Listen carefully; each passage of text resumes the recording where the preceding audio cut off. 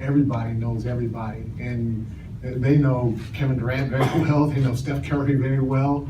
They know Klay Thompson, Draymond Green. So there's no secrets out there at this point in the year. And at the end of the day, the better team's going to win, no matter what you know or what you tell your guys. And not only that, a guy like LeBron, a guy like Kyrie, they're so good. It's easy for me to go say, hey, go stop them, but to actually go do it is something else, especially with the rest of the guys that they have on their team. So they know all about us, we know all about them, and at the end of the day, it's just going to come down to who's the better team and who wants it more and who limits mistakes. Standing on the right. Tom Haverstraw, ESPN. Mike, you've been around the league for a very long time. You've seen some great shooters. Some shooters go through hot streaks and cold streaks. Klay Thompson has been a little up and down in the postseason. What is it about his demeanor or his preparation that you believe that he can snap out of this and just catch fire at any moment? First of all, in order to be a great shooter, you can't have a conscience. And when it comes to shooting a basketball, and I don't think he does. He's been around some great ones like Reggie Miller, and he could miss 5 in a row, which very seldom happened. He just knew that next one was going to go in. And Klay is similar. He knows he's a great shooter, if not the greatest in the world. And so, with knowing that he's not even thinking twice about it, he's going to let it go, that gives me the confidence that it's always going to go in. And he's been doing so many other things for us that we need him on the floor. I mean, he's defended well, drove, and kicked very well. And at the end of the day, he needs to be guarded. So that creates space just with him being out on the floor for others to be able to make plays. You were there when he scored 60 points in 29 minutes. What was that like, seeing that? And can you imagine another instance of a guy catching fire that much? I remember. I don't.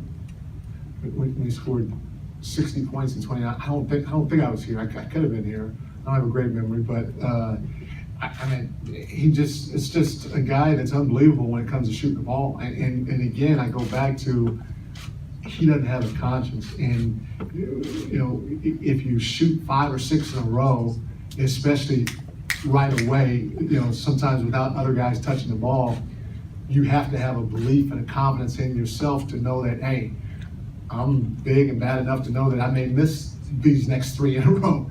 And I know I got other great players on the floor, but I know that they want me to shoot it, so I'm gonna let it fly.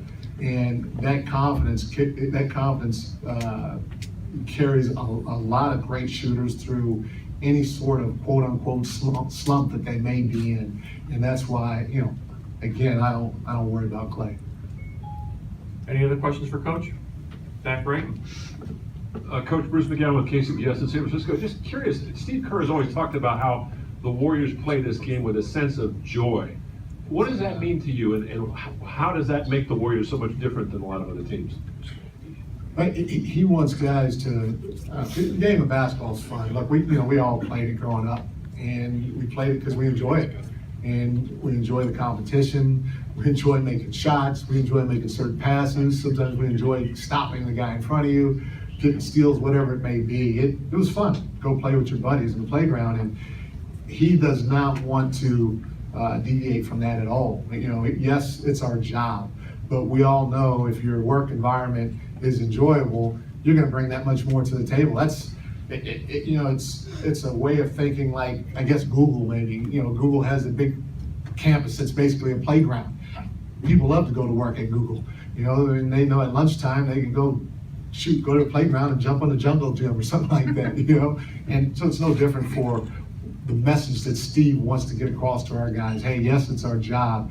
Yes, let's take it serious. Yes, we want to win. But at the end of the day, you know what? Let's enjoy being around each other, and let's enjoy a kid's game, because at the end of the day, that's what it is.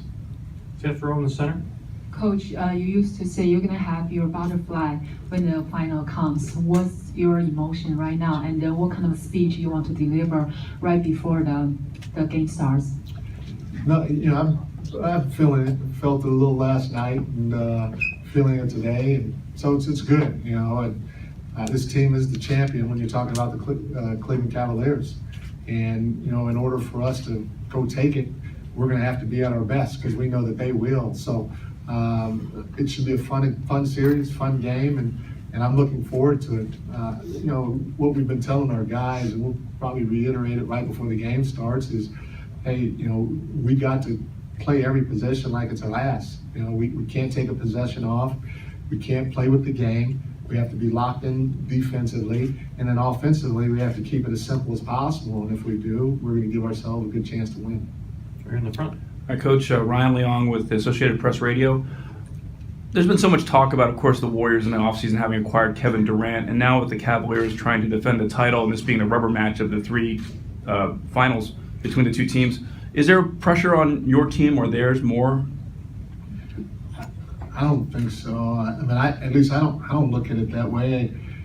I think there's pressure to win, period. I don't care if you're, you know, trying to win a regular season game or you're trying to get out the first round or second round, but it's pressure that, you know, if you want to be a champion, it's pressure that you welcome.